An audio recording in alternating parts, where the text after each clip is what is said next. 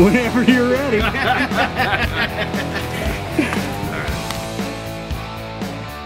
Hey, welcome to another episode of Youth Baseball Midwest. We're glad you're with us. Hope everyone is enjoying the baseball season. Today's episode, we've got a club spotlight on the St. Louis Bandits. Got some great stuff there for you. Able to sit down with Matt Shadow. Folks in his organization got some great tips, instructional-wise, from Matt Greasy, Jamar Beck. They were a lot of fun. We talked to a couple of moms whose sons were off to college, gave us a little different perspective there, going through the program.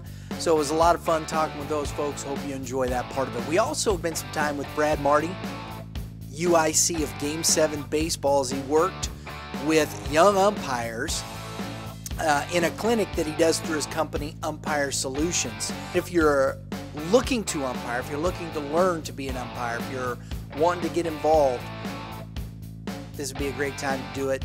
We got some contact information for Brad Marti. So stay tuned, enjoy the show. We're looking forward to it.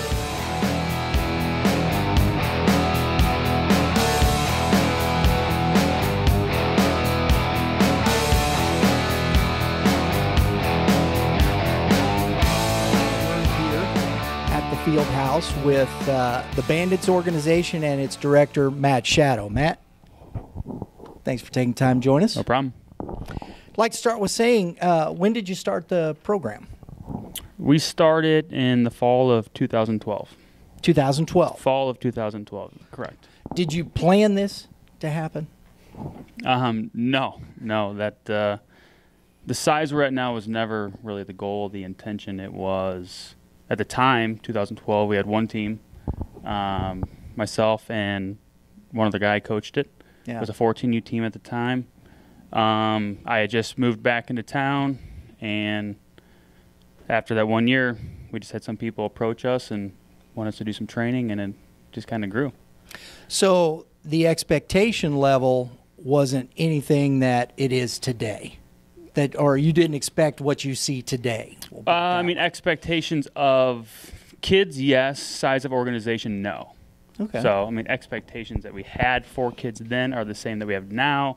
But I think for what you meant in that conversation was the expectations of the organization was never to be the size that it is now. Where you're at today. Correct. Gotcha. So when you're talking about your organization, the kids, the program, the instruction, which is, from what I'm gathering, a lot of what you're focused on.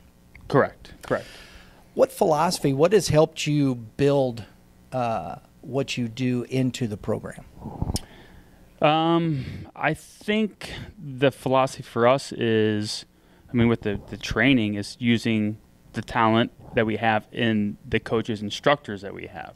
Right. So utilizing those guys, especially now we take some of the high school coaches, instructors, and we have them do a lot of training with the youth side until their high school team starts. So we kind of get them going before they get there to more or less prepare them, and it gives them a different voice. It's not the dad coaches always, how it is. Yeah. They stop listening after a while, so you get another voice pretty much to say the same thing, and then show some training, ideas, drills, whatever. So I think that's the big thing for us, is just utilizing the knowledge that's here.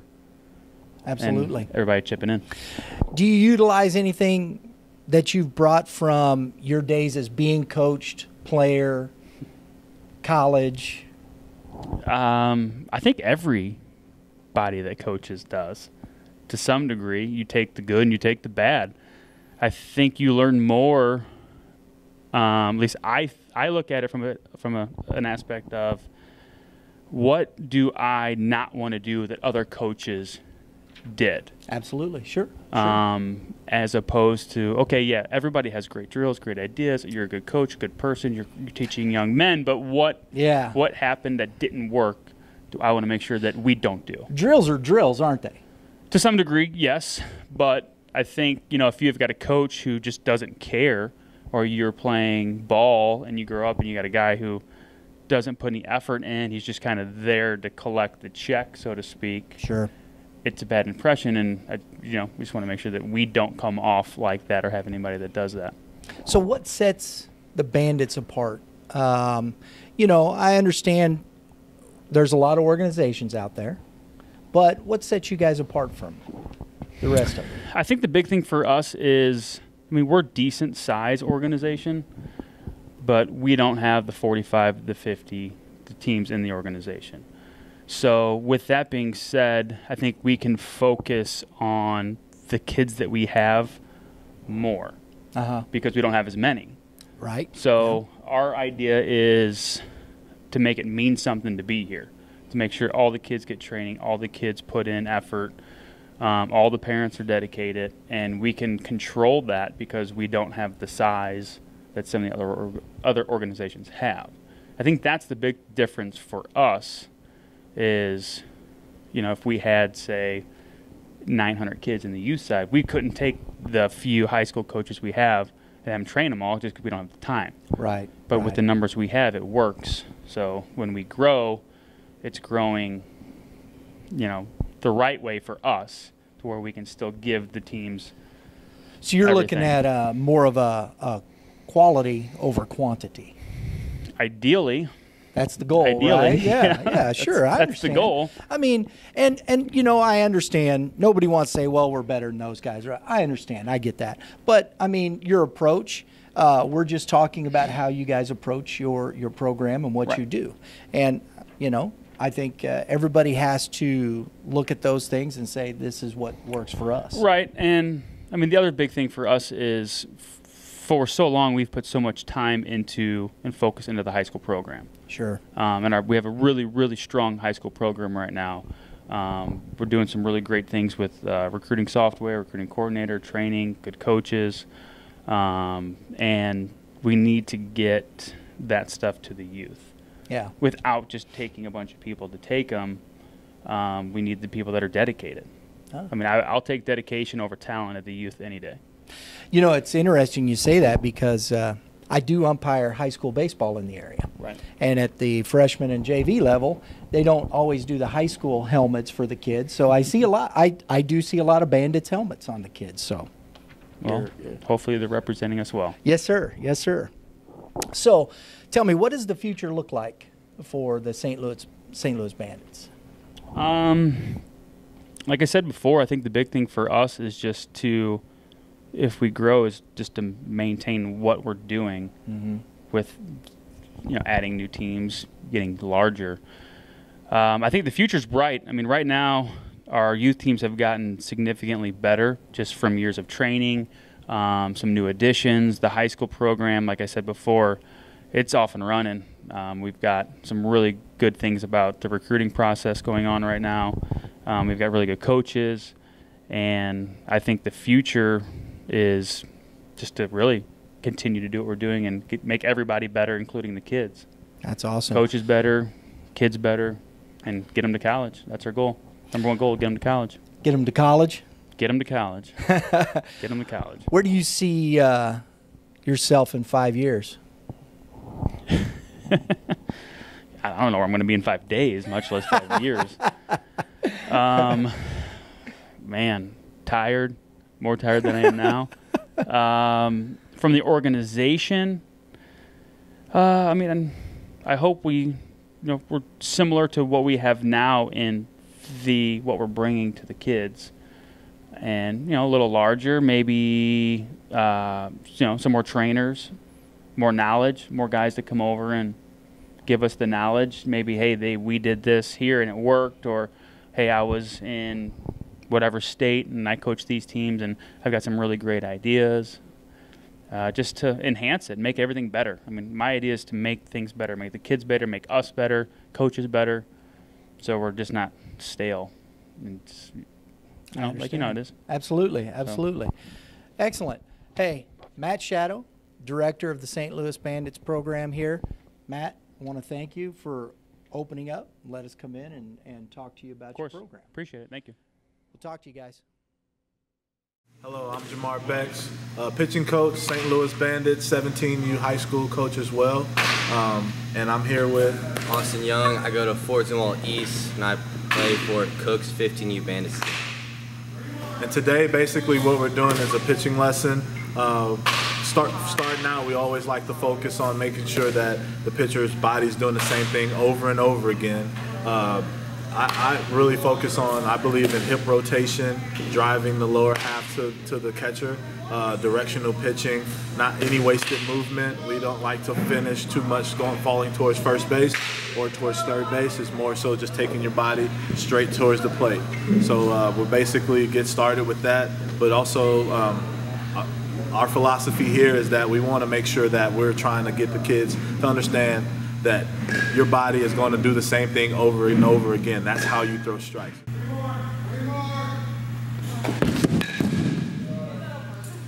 So a little bit what we'll try to work on, like the first 3 pitches I've watched, he gets over his front leg really good.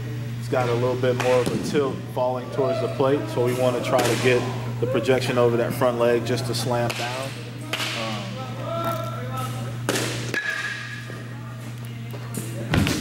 What we're trying to get him to do is to get over his front leg to where he doesn't run towards the plate, but mainly he kind of just gets over that front leg, so his back leg just kind of replaces his head.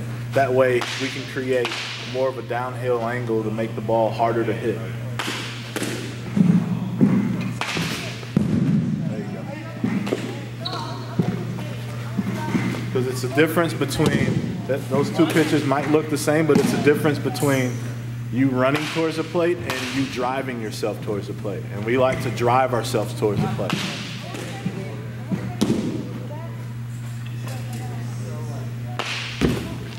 There you go. Good. So we like, from that position, we always talk about the back leg needs to hit. The back foot comes down after the ball hits the mitt. That way you know for sure that your lower half is engaged and you're getting over your front leg as much as possible. That's the key thing that I look for as a pitching coach. I like to turn my back to the catcher. I like to watch the pitcher. So I watch him, I hear the hit. I hear the hit of the mitt from the ball, and then I see his foot come down. That lets me know his lower half is engaged. And we're finishing up here, just mainly focusing on the process as far as pitching and not the results. Thank you guys for watching. I'm Jamar Becks, and thank you guys for watching the pitching tip of the day. All right, everybody, we're sitting here with some staff from the St. Louis Bandits organization here at the Field House.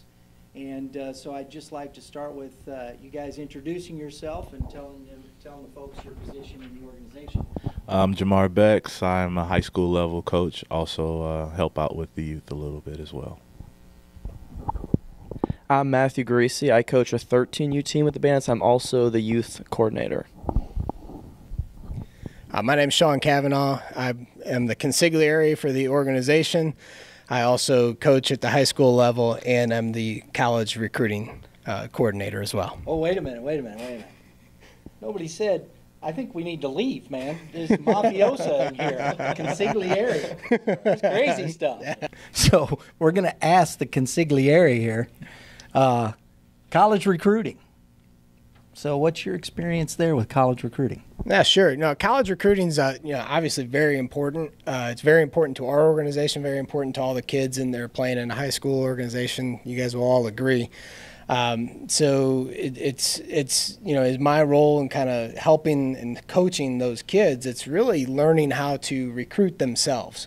Yeah. The recruiting's changed from when we all went to college. Maybe not you, but it's the gray, right? That's right. So it's changed. You used to. Back in the day, you're hoping that you get somebody to see you at a tournament, and maybe you're sending a VHS tape. FedEx or something, and if that was even around. Today it's very different, and so it's helping make sure that the players have a good online profile, a good online presence. We've got recruiting software that we utilize, so it's helping them utilize setting up their profiles, getting their videos out there, and not just any other video. We want a video that's professionally done, that's done the way the college coaches want to see it. I'm helping them with their communications, how to write an email, how to talk to a coach, what questions should they be asking. Let's make them look intelligent, and we want them to have a good experience, have a fun experience in this, but it has to be a productive experience. Yeah. Because the kids are intelligent, right? Absolutely. But sometimes they don't know how to go through that process, so you have to help them understand how that works, correct? Absolutely. And we've got kids, that have already gone through the process that we'll bring back and explain it. We do college parent nights, to make sure the parents are involved. The parents are great coaches. They don't always listen, but so the kids don't always listen to them, but they're there to help them. And then we're also there to kind of, keep tabs on them and make sure that they're doing what we're telling them they need to do. So there's the next thing is parent involvement. And sometimes it's true, we all see our kids through our own eyes, correct? That's correct. So how do you help that process and keep that in a level playing field with the parents as the child goes through that process? Yeah, the parents play a big role, but the kids own it, and they own their future. And sometimes you have to help, coach the parents away to let the kids do it.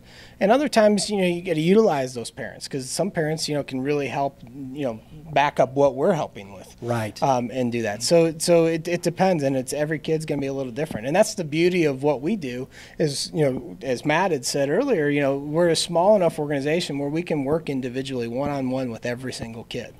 And that's important, and helping them get along with that, get in their recruiting process, and hopefully getting to realize their dream of playing college baseball. Absolutely. So Matt, youth coordinator, right? So we just talked about all this recruiting and all those things, but these kids are down here. Where do you start the process, and how do you feel you work the kids to that level? So we work the kids to that level by helping them prepare to even make their high school team by the training that we do. Training is probably our most important thing as an organization. We have what we call skills training that for 11 through 14U teams that Matt Shadow runs one night, Jamar runs one night, I run, and then Jay Nam runs. And that is just we come into their practices and help them organize their practices and run them through and what they should do and what they continue to work on that their coaches might need help on or need a little guidance on. Sure. So you coach a 13U team, right? That's correct. So 13, we're right at the cusp of that recruiting process, correct? Yeah. So how do you work with, say, Sean, with the kids and get them into that process? And this year we had a meeting with the 14U, and we invited some of the 13-year-olds who were 8th graders to attend, and they went through about how the high school process works, how the college recruiting process works, and they talked about the software so these players know what they're getting themselves into and how to grow on that. That's an interesting point, because as tech savvy as the kids are today, right? Yes. You still have to direct them how that goes through, where to go. And let me ask you something. When you're talking with these 13-year-olds, where do you start talking to them about what colleges they want to go to? I don't really talk much about the colleges they want to go to. I'm more focused on them making their high school teams and being able to be ready to play at the high school level by understanding what they have to do and prepare for to make it to that level. And then we'll talk about college when they get to the high school program and Sean. So you don't get ahead of yourself, basically, correct? We do not. We try to keep it to the high school and focusing on getting them prepared for that. That's awesome. That's awesome. Jamar. So, you're coaching a high school team, 17 high school team. Yep. So you're in pretty much contact with Sean as far as recruiting and whatnot on a regular basis. Oh yeah, for sure. This is 3 years now. 3 years? Yeah. So what was the first year like for you going through that process with those kids? Just educating them, making sure that they understand what they're trying to get into and what it takes. Like Sean said, there's a different dynamic now with recruiting. It's a lot of ownership on their behalf to make sure they're contacting coaches and responding correctly to emails and stuff like that. So, yeah. So when you're working with these players at this level? As Matt was talking, they've worked them up to get to the high school. These are kids that have made their high school teams, are playing high school ball. They have that idea that they want to play at the next level. Right. How do you help them understand which level they should play at in the collegiate ranks? Matt does a really good job as far as helping kids understand that if you want to play at the next level, there's somewhere where you can play. And we're honest. We're not we don't tell a kid what his future holds. Right. But we're honest with where we think he is. That way he doesn't say he wants to go to an SEC school and he's really an NAIA player.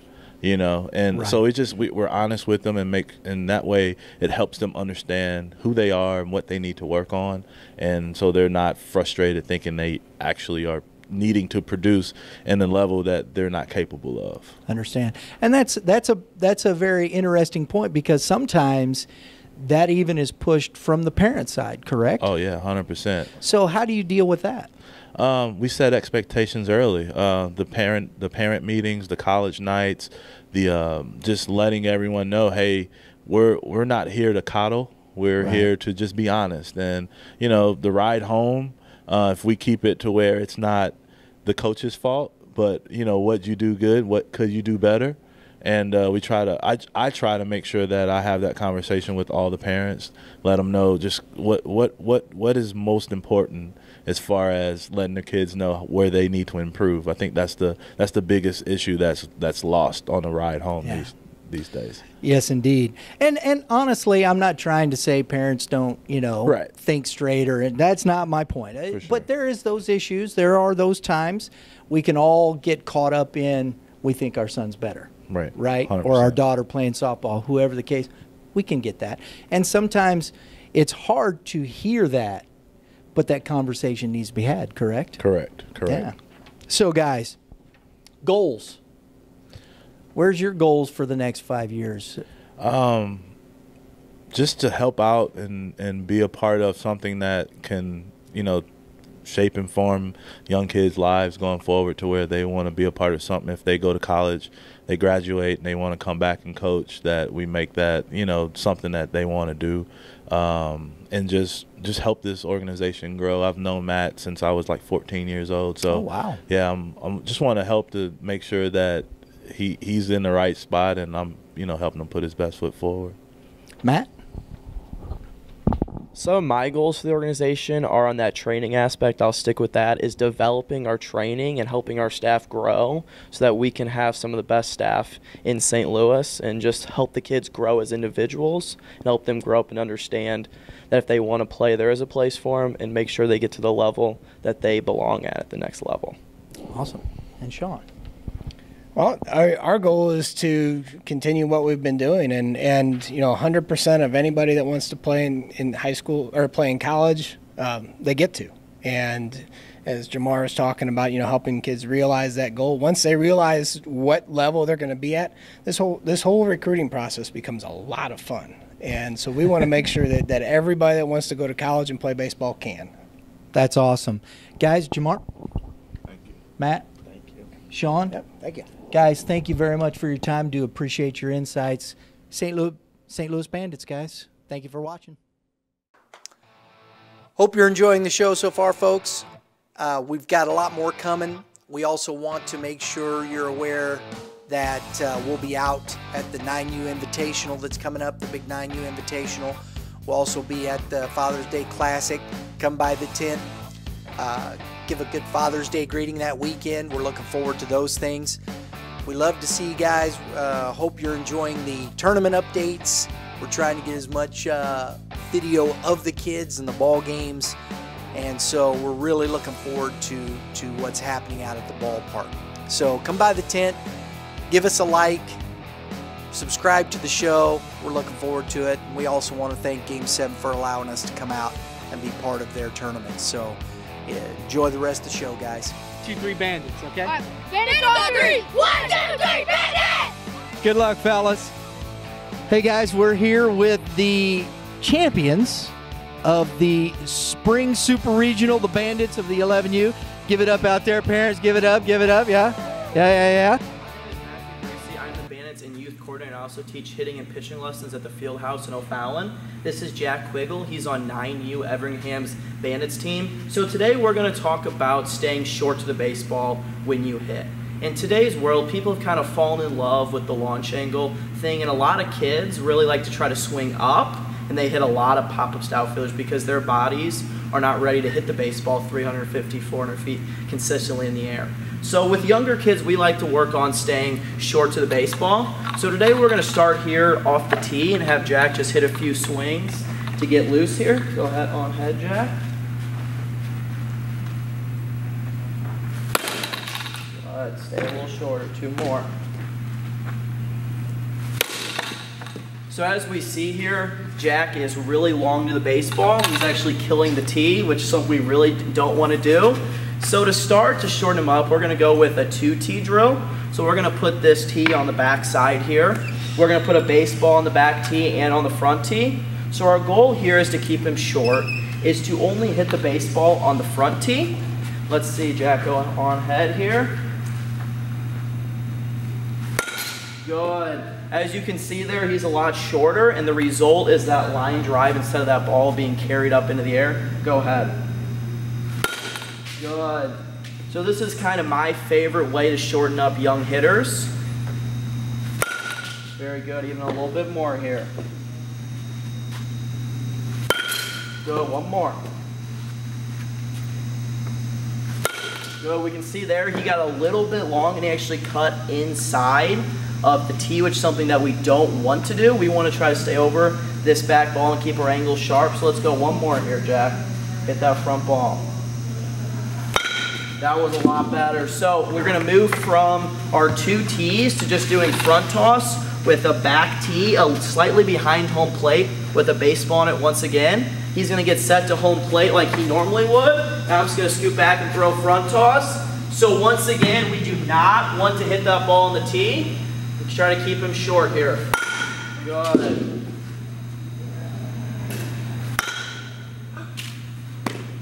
Jack. Oh boy, 3 more. Jack, keep your hands in. Good. Put a ball back on there. Go, one more. Good. Good, so as we see here, that's a lot better with the angle. Now we just got to get that timing back. That timing is we're a lot quicker all of a sudden when we are shorter to the baseball. So it's normally be a little bit out in front. So now we're going to go back here and do front toss without anything there and just try to get his timing back a little bit and let him go and swing it a little bit.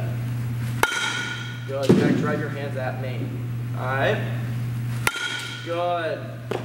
3 more. Good. Very good. That's that angle that we want straight to it. That ball takes off. Very good, Jack. You feel that difference when we go to the baseball instead of working that long behind it? Great job. Hey folks, I'm here again at the field house, and we are talking with some moms from the St. Louis Bandits. We have Carly and we have Kelly. Hello ladies, thank you for joining us. Hi, thank you. Want to start off, how long have you been with the Bandits organization? So this would be our 3rd summer season, so almost 3 years. 3rd summer season. And your son is? Chase Creamer. And he's 18, right? Yes. So, and he is off to college at this point, right? Correct. Where's he going? Greenville University in Greenville, Illinois. Excited about that, right? Very excited, yes. Kelly, if you would, just your son. Is Connor Sabatka. And he is 18 as well, correct? Yes, he is. And he is off to college? Yes. And where's he going? University of Northwestern Ohio in Lima, Ohio. Is he a pitcher, fielder? Catcher. Catcher. Those a little crazy in my opinion. I'm Yes. sorry. I can't. Yes. I don't know who wants to be a catcher. I've watched too much of that. They get hurt all the time. He He's pretty good. Pretty durable? Yeah, he's pretty durable. Very good, very good. And your son is He is, well, he's a middle infielder, but middle infielder? he did play third base a lot for the Bandits, and so I guess you would maybe call him a utility player. So as an athlete, as the mother of an athlete, I want to ask you, health, nutrition is a big part of the players' focus today, culture in sports. Your son's being 18 now. How was it growing up? Was there a focus on health and nutrition as they were growing up? I would have to say not really. Not really? No, I mean, I think that Connor would focus on more what the coaches would tell him about not drinking milk and stuff like that before a game, or not drinking milkshakes and stuff like that. Like, he would focus on water. Very good. Things like that. But as far as junk food, no.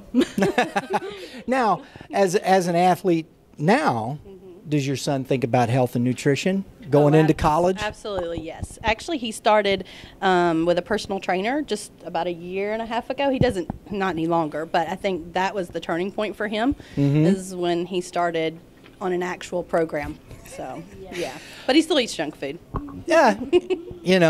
I do too, unfortunately, So what healthy options are there if you're talking to a young mom going through this process and, the ballparks and whatnot? Healthy options for kids eating-wise. What would you think? What would you suggest? Oh, well, I don't know. So I think for our family, what we would try to do is just more of like high protein. So if we could get him, like a beef jerky or peanuts or things like that, instead of like a Snickers. Now, don't get me wrong, Snickers is Snickers works. Right, it works, and he does eat those, but Sure. Generally a lot of water, and then just try more of like high protein snacks instead of M&Ms or things like that. So. So, going through this process, we'll start with you, Kelly, again. Was it a difficult transition for your son moving from youth baseball to high school baseball? As far as... Well, responsibility. It changes, does it not? It did. As far as the competition, yes. For his mindset, yes, it did change. I think, though, he was up for the challenge. Yeah? Yeah, he was ready for it. I think it took him a little bit, but he was ready for it. And we were ready for it as a family, too. How about your son? So we're from Florida, so we moved here about 4 years ago. So he played youth baseball in Florida, and he played select ball since he was about 12. But going from youth to high school was definitely an eye-opener for him, as far as I think probably like after his freshman year, once he started with the Bandits and he actually was given the opportunity on an 18U team. It was an eye-opener for him. Wow. Much more fast-paced. The game was much faster. The competition was just more.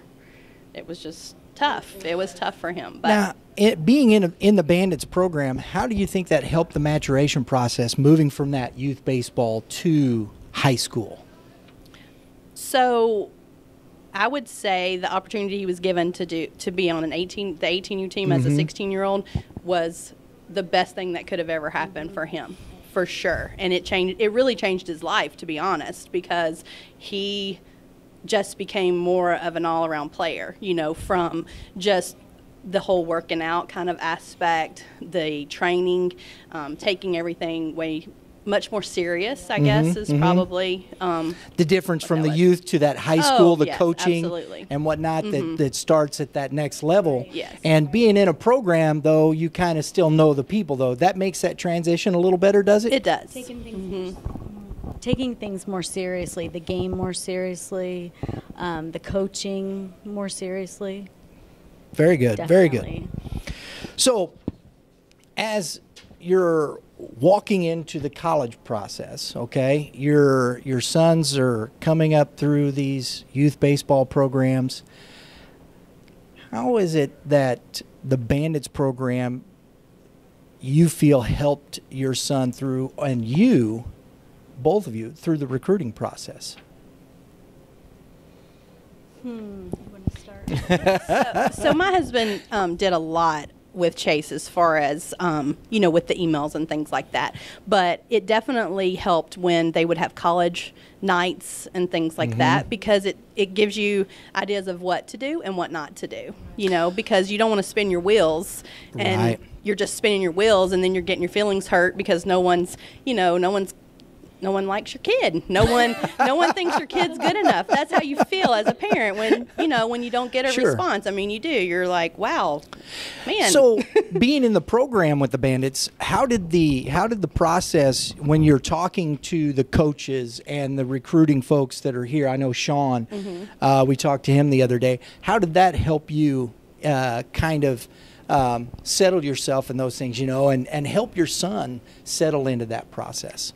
For me, I say the last, so when he was a junior, I would say that's the last time that I actually had a conversation with Sean about that. And he's been through the process with his own child. So you kept thinking, like, when is it going to happen? When is it going to happen? When is it going to happen? And so that was one of the things he said is just go stay the course and it'll happen, and it did, and then it's very exciting when it does happen, but it's also a relief. We had a sort of different scenario with Connor. He is not a student, really. He's more of a hands-on type kid. And he has been in tech school for the last 2 years, along with high school. So he was looking more for a tech school, and that was kind of a little bit different for Matt as well. And Matt found the first tech school when Connor was a junior, and that was in Milwaukee. It was Milwaukee Area Tech School. And they happen to have a baseball program, which a lot of them don't. We have a friend right now who's looking for a tech school in the state of Missouri that has a baseball program, and she has not found one. So we went up there in his junior year, and they have a great baseball program, and he looked into that, and the coach was interested in Connor coming up there. And then Connor happened to find one. They came down to him, this what is it again? What did I call it? Northwestern. Yes, Northwestern. They came down and presented to his tech school in his senior year, and we went up there, and that's where he's going now. Oh, very good. And they have a great baseball program too. So really, he was just lucky to find him. Well, but that's, I would say, a advantage to being in the program, having folks that are looking out, helping you through that process, correct? Absolutely. Because that's a different scenario than, say, a norm. I don't mean it. I know it's not normal, but it's just different going into a tech school. It is because if we were in any other program, we might not even know what to look for. Sure. So Matt definitely helped us with that. Well, and putting you in the right places too. Putting your kids in the right places to be seen. To do their job, because they still have to do their job no matter what. But I think their sports recruit software, like all of those tools that they gave to our kids to be able to be successful, makes all the difference. Absolutely. For sure. So, as your sons are going off to college, how do you feel about the relationships they've built within the program with players and coaches, and how do you think that helps them into the college arena? So, with Matt, he has very high expectations, which is awesome. That's great. Really awesome. Absolutely. And has some tough love, but I can tell you that with Chase, and I can only speak for Chase, that there's probably never been a time. Sorry, that's okay. But there's probably never been a time that he's ever felt like Matt didn't believe in him. That's awesome. So I think that was really cool for him, because then he can believe in himself, and so it just made him more confident. The relationships that he built with his teammates and things like that, it helped him to be able, when he went to Greenville, to really just kind of showcase himself, I guess, or meet the team or whatever. It really that confidence level. Oh, absolutely. It was really amazing, because it was like he had always been a part of that team. Absolutely. So, yeah, so it was awesome. Yes, Kelly? Yes. I have to agree. Exactly what she said. He stands up and he's part of them. You know, he just walks on the field as if he knows what to do. That's awesome. You know, yeah. That's awesome. So I got to ask, we're going to finish with this. We're going to get you out of here. Okay. I got to know how much paraphernalia, Bandits-wise, do you have laid up in the closet, all the mom's gear that you still have that you have to wear, you know, from time to time? Yeah? Oh, yeah. I think I had a lot more when he was a youth, just because were with one team. When they're in the high school, they have the high school team and then the Bandits. So I would say I'm probably more vocal than I am more apparel-wise. So I kind of hang on every pitch and every at-bat and I watch every single thing. Like, that's what I do. So I would say I'm probably more vocal than I am, like the bling or the, That's okay. Putting the rhinestone moms on the back, right? Yes. Maybe when he was younger, but not in high school, no. So, yeah. That's awesome. Ladies, I appreciate your time. Thank you so much. Very much. And good luck to both of your sons. Thank you. Congratulations on that, and wish them all the best. Thank you so much. Bandit Moms, thank you for joining us.